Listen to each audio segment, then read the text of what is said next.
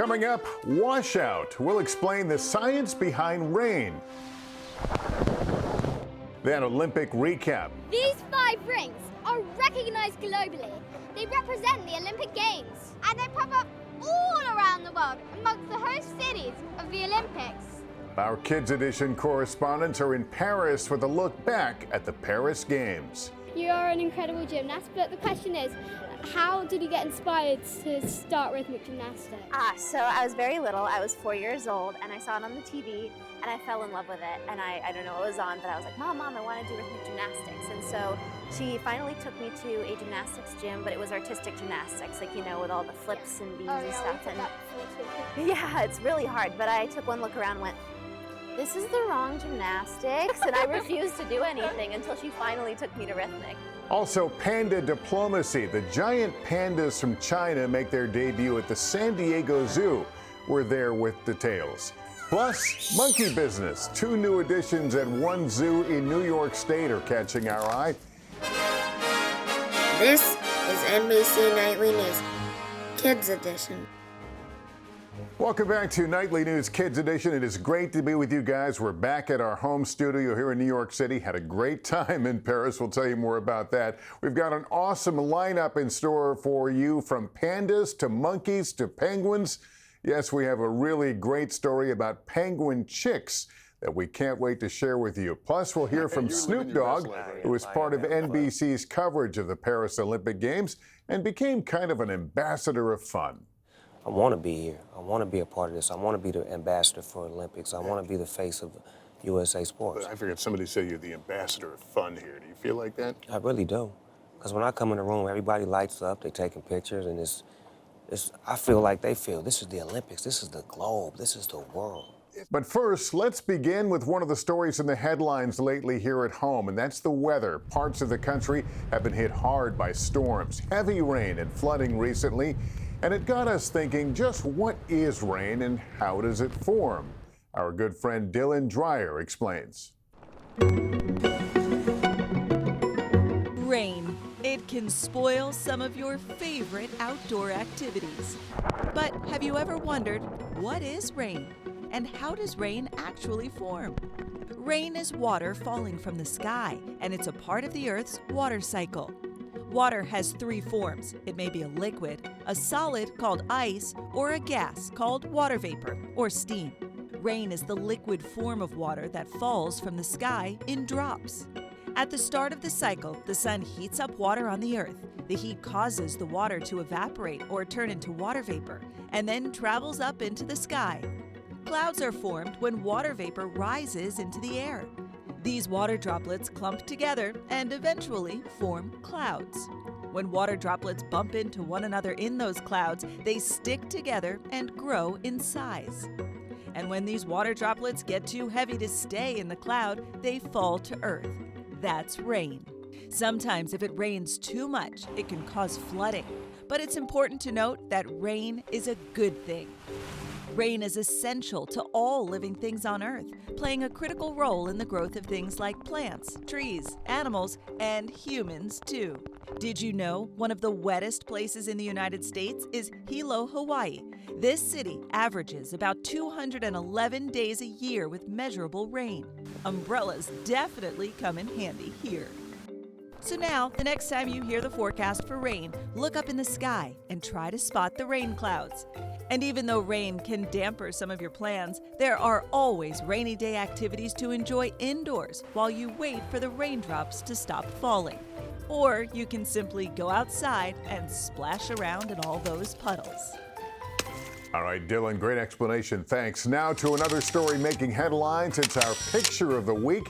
2 giant pandas from China just made their debut at the San Diego Zoo. Our friend Liz Kreutz was there and has all the details. It's official, the pandas are back. Yun Chuan and Sing Bao finally making their public debut at the San Diego Zoo. You can see how they brought together the whole community. Like, the zoo is packed. The pair of pandas are the first to enter the United States in 21 years. There she is.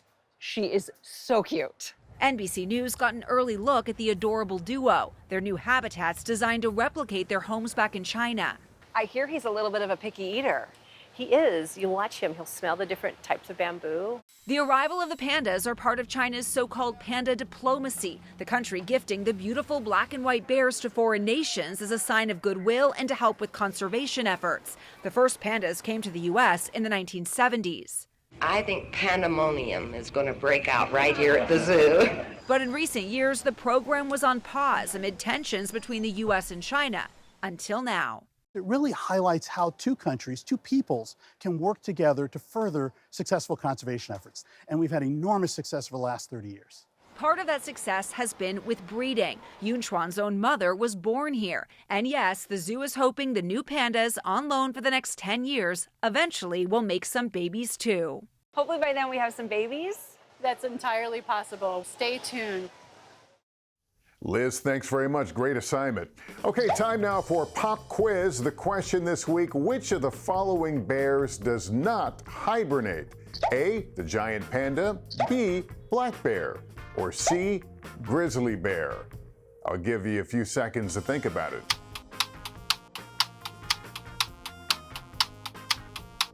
Okay, time's up. The answer is A, the giant panda. Unlike most other bears, pandas don't hibernate.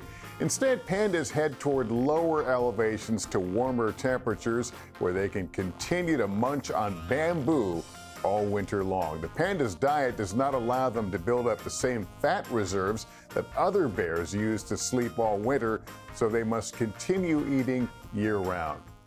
Meantime, the Paris Olympic Games just wrapped up, and a pair of our Nightly News Kids Edition correspondents are on the ground with a recap.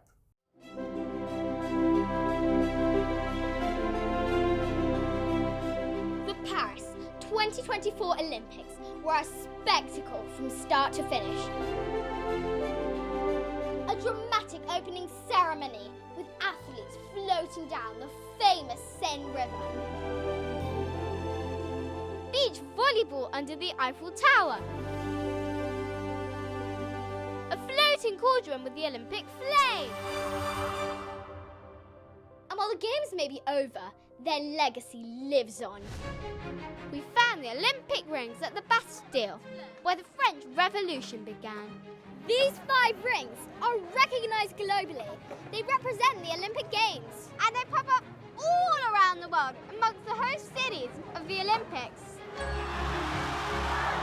Paris Games were a huge success, watched by billions around the world. There were over 10,000 athletes at the Paris Games from over 200 countries. The oldest, a 65-year-old Spanish equestrian. The youngest, a Chinese skateboarder, 11 years old. Wow, that's how old we are! We loved it all, but our favourite moment was going to see the rhythmic gymnastics. The atmosphere was electric and the competition was amazing. We felt so lucky to be there. This is our favourite sport. We spend hours a week training, and it is hard work, but so rewarding. Evita Griskenas is the only American to make it to the Olympics in rhythmic gymnastics. We wanted to say we're really proud on how you did in the qualifications, and we're really happy. Thank you so much. I really appreciate it. You are an incredible gymnast, but the question is, how did you get inspired to start rhythmic gymnastics? So I was very little. I was 4 years old, and I saw it on the TV, and I fell in love with it. And I don't know what was on, but I was like, Mom, I want to do rhythmic gymnastics. And so she finally took me to a gymnastics gym, but it was artistic gymnastics, like, you know, with all the flips and beams and stuff. We did that before too. Yeah, it's really hard, but I took one look around and went, this is the wrong gymnastics, and I refused to do anything until she finally took me to rhythmic. Lester Holt has covered 11 Olympics. We spoke with him about his experiences. What has been your favourite sport currently at the Olympic Games? My favorite sport is, well, I have a couple of them, but I guess my real favorite one is swimming, because I don't swim very well. And so when you see in person somebody swimming as fast as these young athletes do, it's like watching a torpedo go across the water. It's really amazing. How do you think little girls are inspired to go, oh yeah, I want to go to this Olympics, I want to go here, I want to go here? I like that question because I've talked to a lot of athletes about it, and they know that kids are watching. So I think it's really important. They're all very aware of the impact they have on you guys, and they want to be good role models. People young and old will remember moments from Paris 2024, like Simone Biles. She inspires young gymnasts to achieve. And look at the French, getting excited by their many medals. Léon Marchand, the swimmer, is now a national hero. And that's the secret of the Olympics. For kids and grown-ups, you do not need to be great at sports to love them. You can be inspired no matter what. And remember, it isn't over. The Olympics are forever. Next stop, Milan for the 2026 Winter Olympics. And then Los Angeles for the 2028 Summer Olympics. We can't wait. Back to you in the studio, Lester. Ilya and Ariana, that was terrific. Thanks so much. Well, as the girls just mentioned, the next Summer Olympics will take place in 4 years in Los Angeles, California. And on hand for the official handover at the closing ceremony in Paris, her, Simone Biles, and actor Tom Cruise. Meanwhile, in Long Beach, California, artists including Billie Eilish performed along with Snoop Dogg. Snoop Dogg helped NBC with some of its coverage throughout the games and became a kind of unofficial ambassador. I had a chance to catch up with Snoop Dogg in Paris at the judo competition.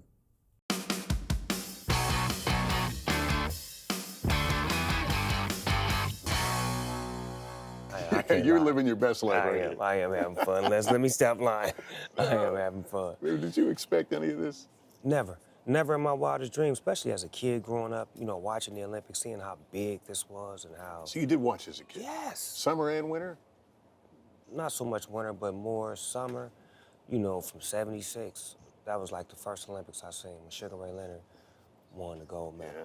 From there on, it was like infatuation, just watching the country fight for gold medals. So tell me how this happened. How did you end up in Paris doing this? I think the culmination of my relationships with the NBC Universal Peacock family, the things that I did with the Olympics in Tokyo, with Kevin Hart. I want to be here. I want to be a part of this. I want to be the ambassador for Olympics. I want to be the face of USA sports. I figured somebody said you're the ambassador of fun here. Do you feel like that? I really do.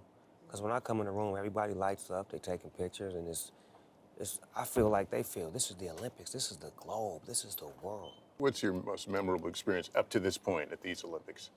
Most memorable moment of these Olympics? Probably the torch, man. Like, knowing what that meant to the person that held the torch, it was explained to me that every hand that is on that torch is a peace messenger. Yeah. So I felt like the spirit of Muhammad Ali, I felt like the spirit of my mother, all of the values that I was taught as far as bringing peace and love into the world was exalted in that one move right there, and it's forever. It can't be taken away from me, and it's something I'm gonna be able to live with and be happy with, to know that I was the face and the voice of peace for that one moment in time. How did you get the name Snoop? Well, in the 70s, when I was a kid, I used to watch a show called Peanuts, and there was a character on there, and I liked him so much. My mother said, "You watch him so much, you starting to look like him." So she started calling me Snoopy. And that's the only name my mother called me my whole life. My mother never called me by my real name my whole life. All she ever called me was Snoopy.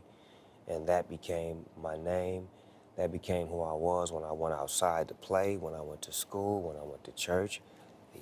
Snoopy, that's who I was, and that's who I became based off of a cartoon that I used to watch, that I watched so much that my mother said I started to look like it. And I want to ask you, I do a Nightly News Kids edition, and we always like to ask people we interview advice for kids. I mean, your life, as I said, has been, you know, a lot of ups and downs. What do you want kids to know about achieving? My advice to kids is to learn how to listen, how to learn, and how to master being yourself. Being you, be the best version of you. Learn how to be unique, learn how to follow, and then at the same time, while you're following, learn how to lead, because one day you'll have to lead. And just learn how to be a great listener and a great provider when it comes to information. All right, now to another story that caught our eye. Say hello to these two baby Pandas monkeys. The Rosamund Gifford Zoo in Syracuse, New York, welcomed the two females in the spring. Born 2 weeks apart, the baby monkeys are being hand-raised by zookeepers after the zoo discovered the mothers lack the maternal instincts necessary to raise their babies. Pandas monkeys are considered the world's fastest primates. These two curious monkeys certainly aren't camera shy.